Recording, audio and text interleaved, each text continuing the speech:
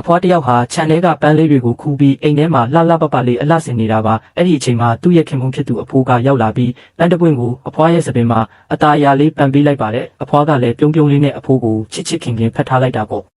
အဲ့ဒီနောက်သူတို့နှစ်ယောက်အတူတူထမင်းစားကြပါတယ်အဖိုးရဲ့ပါးစပ်နားမှာစားစရာလေးတွေပေးနေတာကိုအဖွားကပြုံးပြီးတုပ်ပေးလိုက်တယ်ဒါပေမဲ့မှန်တဲ့ကိုကြည့်လိုက်တဲ့အခါမှာတော့အဖိုးနေရာမှာအယိုးစုကြီးတစ်ခုကိုပဲမြင်ရပါတယ်တကယ်တော့အဖွားဟာအဖိုးရဲ့အယိုးစုကြီးနဲ့အတူထိုင်ပြီးပန်းလေးတွေကိုပြနေတာပါဒါပေမဲ့အဖွားရဲ့မျက်စိထဲမှာတော့အဖိုးကပန်းလေးတွေကိုကင်ပြီးပျော်ရွှင်ပြုံးနေတယ်လို့ပဲမြင်နေရတာပေါ့ခဏကြာတော့သူတို့နှစ်ယောက်ကခုန်ကြပါတယ်အဖွားဟာအရန်ကိုပျော်ရွှင်နေပြီးအဖိုးနဲ့အတူဓာတ်ပုံတွေရိုက်ကြတဲ့အဖိုးကအဖွားအတွက်ပန်းတရပူလေးတစ်ခုလုပ်ပေးပြီးစောင်းပေးလိုက်တော့အဖွားကအဖိုးရဲ့ပခုံးပေါ်ကိုမိချလိုက်ပါတယ်အဲ့ဒီနောက်အဖွားဟာအဗန်ဟောင်းလေးကိုပြန်ကြည့်တဲ့အခါမှာတော့အဖိုးစေုံတက်ခဲ့ရတဲ့ဓာတ်ပုံတွေကိုတွေးလိုက်ရပါတယ်အခုနကရိုက်ထားတဲ့ဓာတ်ပုံကိုထည့်လိုက်တဲ့အခါမှာတော့အဖိုးဟာအယိုးစုကြီးဖြစ်ရှိနေတာကိုအဖွားတွေ့သွားပါတယ်အဖွားဟာမယုံနိုင်တယ်လို့နဲ့အဲ့ဒီဓာတ်ပုံကိုစိုက်ကြည့်နေမိတယ်အဲ့ဒီအချိန်မှာအဖိုးကကခုံဖို့လက်လန်းပြီးခေါ်လိုက်ပြန်ပါတယ်အဖွားလည်းပျော်ရွှင်နဲ့ပဲအဖိုးအယိုးစုကြီးနဲ့အတူကခုံနေပြန်တယ်တကယ်တော့အဖွားဟာအဖိုးတည်ဆုံးသွားတာကိုတော့မသိရှာပါဘူးကခုံနေရင်းနဲ့အဖိုးရဲ့ခြေထောက်ကိုနင်းမိပြီးသူတို့နှစ်ယောက်လုံးလဲကျသွားပါတယ်အဲ့ဒီအခါမှာတော့အဖွားဟာအဖိုးရဲ့အယိုးစုကြီးကိုရှင်းလင်းမြင်သွားပြီး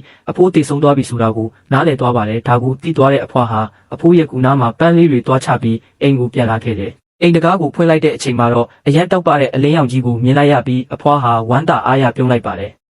ဘာဖြစ်လို့လဲဆိုတော့အဖိုးတည်ဆုံးပြီးမကြခင်မှာပဲအဖွားကလည်းဆုံးပါသွားခဲ့လို့ပါအခုအိမ်တကားဖွင့်လိုက်ချိန်မှာမြင်ရတဲ့အလင်းရောင်ထဲမှာအဖိုးရဲ့ဝိညာဉ်ကအဖွားကိုလာကြိုနေတာပါအဖိုးကိုပြန်တွေးလိုက်ရတဲ့အတွက်အဖွားဟာအရန်ကိုပျော်ရွှင်သွားတာဖြစ်ပါတယ်နောက်ဆုံးမှာတော့သူတို့နှစ်ယောက်ရဲ့အယိုးစုလေးတွေဟာပန်းကင်းကြီးထဲမှာလက်ချင်းချိတ်ပြီးပျော်ရွှင်ရှိနေကြပါတော့တယ်